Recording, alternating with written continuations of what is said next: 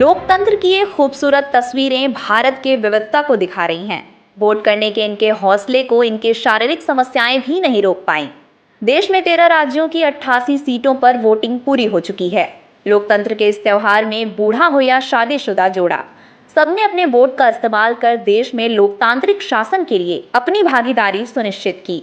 इस त्योहार के आड़े न धर्म का रोक टोक है, न ही किसी जात पात का बंधन। बस जरूरी था तो देश का वोटर होना। ये तस्वीर है मणिपुर की, जहां पहले चरण में हिंसा हुई, लेकिन हिंसा डर हो या इस दिव्यांग महिला का शारीरिक कष्ट, मतदान में इसके कोई रोड़ा नहीं बन पाया।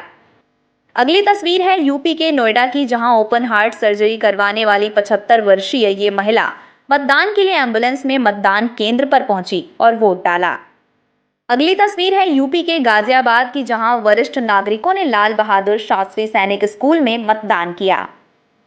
ये तस्वीर है महाराष्ट्र के अमरावती की, जहां बोलेरो में एक दूल्हे ने अपनी शादी में जाने से पहले वोटिंग कर लोगों से वोट करने की अपील की। अगली तस्वीर है जम्मू कश्मीर के एलओसी के पास स्थित अखनूर की, जहां भारी सुरक्षा में लोगों ने अपना वोट डाला। हाथ में बंदूक लेकर तैनात सुरक्षा कर्मियों के बीच मतदान कर रहे ये लोग मणिपुर के हैं, जहां पहले चरण में हिंसा भी हुई थी, इसलिए दूसरे चरण में सुरक्षा व्यवस्था और पुख्ता रही। देश में हर जगह सुरक्षित मतदान कराने के लिए प्रशासन ने सुरक्षा व्यवस्था का पूरा ध्यान रखा। जहां पहले चरण के चुनाव में कहीं कहीं हिंसा की तस्वीरें आई थीं, तो वहीं दूसरे चरण में मतदान शांति से पूरा हुआ।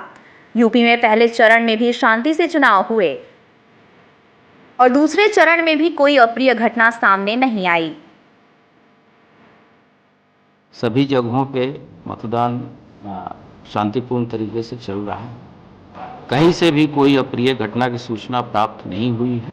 हम लोगों ने ऐसी व्यवस्थाएं निरोधात्मक कार्रवाई पहले से ही कर रखी थी, जिससे कि किसी तरह की कोई गड़बड़ी अभी तक प्रथम तथा द्वितीय फेज में नहीं हुई है। तथा मुझे पूर्ण विश्वास है कि आने वाले 5 चरणों में भी व्यवस्थाएं इसी तरीके से रहेंगी और हम लोग इस चुनाव को पूरी तरीके से शांतिपूर्ण, निष्पक्ष, हिंसा रहित तथा इंड्यूसमेंट फ्री मतदान कराएंगे।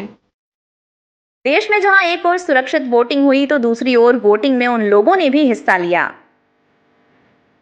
देश के पूर्व प्रधानमंत्री एच.डी. देवे गौड़ा ने अपना वोट डाला, तो कर्नाटक के पूर्व मुख्यमंत्री एच.डी. कुमारस्वामी ने भी वोट डाला। राजस्थान में विधानसभा के पूर्व अध्यक्ष वासुदेव देवनानी ने भी अपना वोट डाला। लोकतंत्र के इस त्योहार में जिनके लिए जनता वोट करने पहुंची थी, उन्होंने भी अपना वोट डालकर वोटिंग करने के लिए जनता का हौसला बढ़ाया। कर्नाटका के तिरुवनंतपुरम से कांग्रेस उम्मीदवार शशि थरूर ने अपना वोट डाला। राजस्थान के कोटा से बीजेपी उम्मीदवार ओम बिड़ला ने अपना वोट डाला। अमरावती से बीजेपी उम्मीदवार नवनीत राणा ने अपना वोट डाला। यूपी के अमरोहा से बीजेपी उम्मीदवार कंवर सिंह तंवर ने भी वोट डाला। साथ ही कर्नाटक के मुख्यमंत्री सिद्धारमैया, कर्नाटक के उप मुख्यमंत्री डी.के. शिव कुमार, देश भर में बड़े बड़े नेताओं ने भी अपने अपने लोकसभा क्षेत्र में वोटिंग की। बीजेपी नेता अश्विनी चौबे, आरएलडी प्रमुख जयंत चौधरी, कांग्रेस नेता ए.के. एंटनी, बीजेपी नेता अशोक चव्हाण, बीजेपी प्रवक्ता शहजाद पूनावाला और इसरो प्रमुख एस सोमनाथ ने भी अपना वोट केरल में डाला। नेताओं ने अपना वोट डाला और जनता से भी वोट डालने की अपील भी की। यूपी के अमरोहा में क्रिकेटर मोहम्मद शमी ने भी अपना वोट डाला और जनता से वोट डालने की अपील की।